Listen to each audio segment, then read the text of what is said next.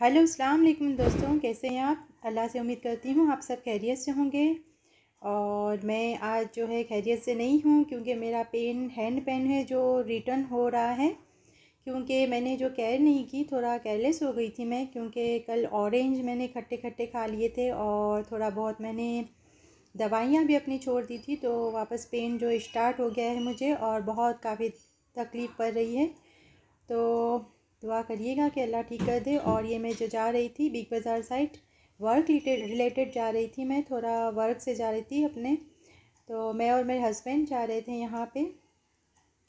तो ये है बिग बाज़ार साइड, काफ़ी हद तक बेहतर और साफ़ सुथरा है ये।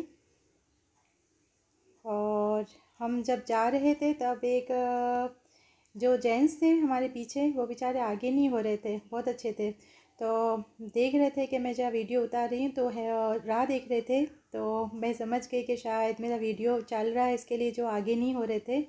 तो कई ऐसे मैनर्स वाले रहते हैं, इनको मैनर्स रहता है इतना कि हमें जो है आगे नहीं आना चाहिए। तो अच्छा लगा मुझे ये मैनर्स इनका देख के।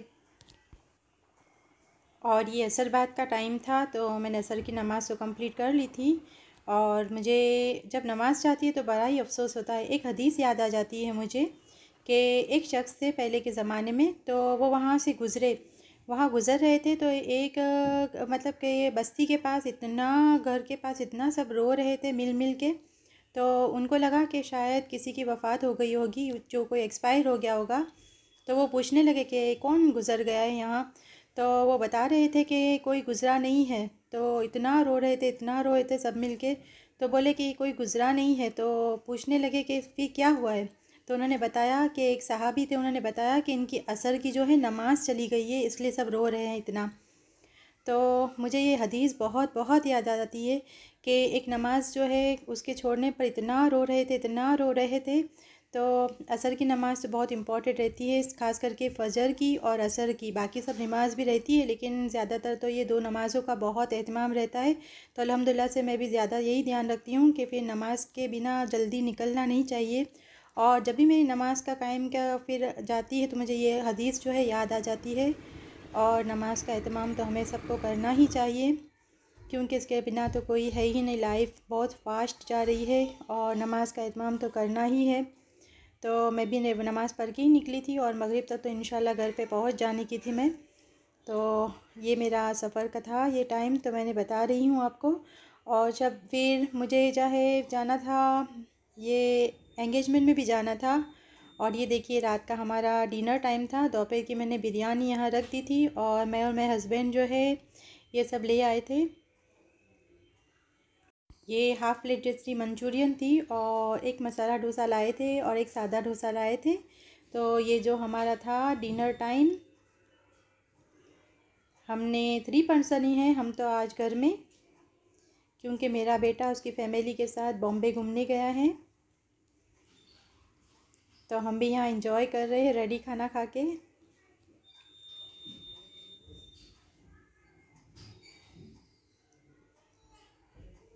और ये मेरा खाना फिनिश हुआ तो मैंने यहाँ क्रीम नेशन की आइसक्रीम ले ली और सोचा थोड़ी पार्टी कर लेते हैं। यहाँ मैंने आइसक्रीम को एक बाउल में ले लिया है।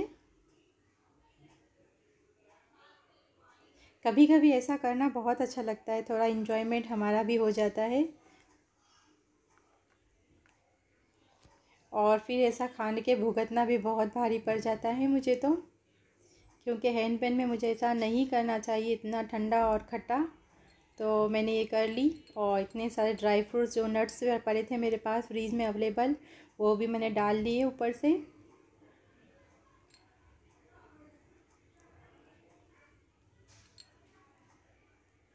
कहीं बाहर नहीं जाते तो घर में ऐसा कुछ करके नहीं खा लेते हैं, तो पार्टी जैसा हो जाता है। बड़ी मज़ा आती है ऐसा करने की। ये सैटरडे नाइट थी मेरी।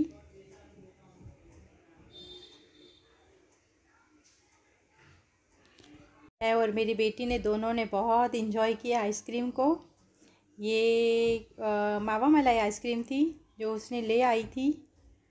और यहाँ मैंने पूरी कंप्लीट कर ली अपनी तो। और अब मैं इसे ले जाऊंगी आगे हॉल के अंदर। मुझसे कल और एक मिस्टेक हो गई थी कि मैंने जो है मेरे हस्बैंड जो हम बलेनो एक गाड़ी देख के आए थे जो कि 7 लाख रुपया इसकी कीमत थी, हालांकि सेकेंड हैंड थी ये गाड़ी। तो मैंने उसकी रीसेल वैल्यू के लिए कार वाला एक .com था, उस पर मैंने फ़ोन कर दिया, कॉल कर ली कि उसकी मुझे रीसेल वैल्यू और सब पता करनी थी। तो वहाँ पर लेडी ही थी, तो मैं उससे काफ़ी डिस्कशन कर रही थी उसके साथ, वो बता रही थी फ़ीचर्स वगैरह के बारे में और सब पूछ पाछ कर रही थी। और मैं भी उससे बात कर रही थी, तो उसने बताया कि आप उसका इंटरेस्टेड हैं तो आप ये सेकंड हैंड 7 लाख के ले रहे हैं, इससे अच्छा आप बेहतर है कि न्यू कार आप ले लें, अफोर्डेबल होगी, आपकी प्राइस कितनी है। तो मैंने कहा कि आप सजेस्ट करें, तो उन्होंने बहुत सारी सजेशन करी और 6 लाख रुपये से 7 लाख तक के अंदर की मुझे बहुत सारी कार की मुझे बताया इसने। और फिर मुझे बताया कि आपको अगर डायरेक्ट डीलर को आपके नंबर दे दूं तो आप उनसे डायरेक्टली बात कर लें। तो मैंने कहा ठीक है, आप शोरूम पे डीलर को नंबर दे दिए वाला, तो मैं बात कर लूँगी। और फिर इसके बाद तो हालत ख़राब हो गई। उसने इतने इतने डीलर को नंबर दे दिए मेरे हस्बैंड के कि मेरे हस्बैंड को तो इतने कॉल आने चालू हो गए, इतने कॉल आने चालू हो गए। तो मेरे हस्बैंड मुझ पे बहुत गुस्सा करने लगे कि मुझे ऐसा करना नहीं चाहिए था, मुझे क्या पता था कि वो इतने सारे डीलर्स को नंबर दे देगी। और एक एक घंटे के अंदर एक एक डीलर जो है वो फ़ोन कर रहा है कि यहाँ से कोई वो डीलर फ़ोन कर रहा है, कोई वो। तो ऐसा हो जाता है कभी कभी। बस आज के लिए इतना ही, दुआओं में याद। अल्लाह हाफिज़।